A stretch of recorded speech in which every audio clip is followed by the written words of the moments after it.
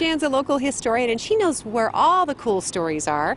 And we are downtown at the hangout of one of the, well, America's most beloved crooners, you could say, star of movies. And this was where Bing Crosby was honorary mayor. He was honorary mayor. He hung out a lot at the Commercial Hotel behind us. He kept a suite, I think suite being a loose term, but he did keep a suite at the Commercial. And Bing started coming here. He had an association with the Crumley family, who did own the Commercial at the time, and then owned several ranches in the North Fork Valley, starting with the PX and ending with the Lang Ranch, my husband's grandparents' ranch. And he also had one over in the Tuscarora area. Sharon Rhodes tells some great Bing Crosby stories, and he could come to Elko and he would just be one of the guys here. He wasn't sought out for his notoriety. He would go to Catholic Mass down when the Catholic Church was where the library was on Court Street. And he would just slip in the back, and of course with that voice, who wouldn't know it wasn't Bing Crosby singing? But he was part of our community. In the late 1940s, he was hunting up in Canada, and he was all disheveled and grubby as hunters appear, and he was not allowed admittance to a bar up there.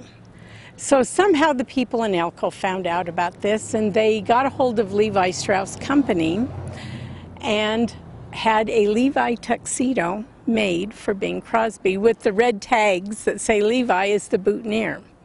And they made, I think, total about 15 of these. Anyway, they had a big bash for Bing in June of 1951 and appointed him honorary mayor of Elko.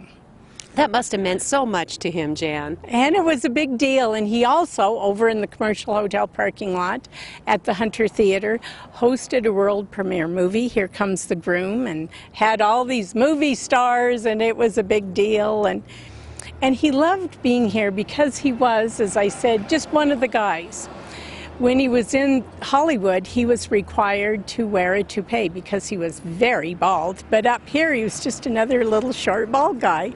So it was no big deal. And a lot of people just have fun memories of being somewhere, and Bing would just buy drinks all in the place. And when they had the inauguration of the brand room at the Commercial, he just showed up like everybody else, and his Crosby brand is still on the wall at the brand room.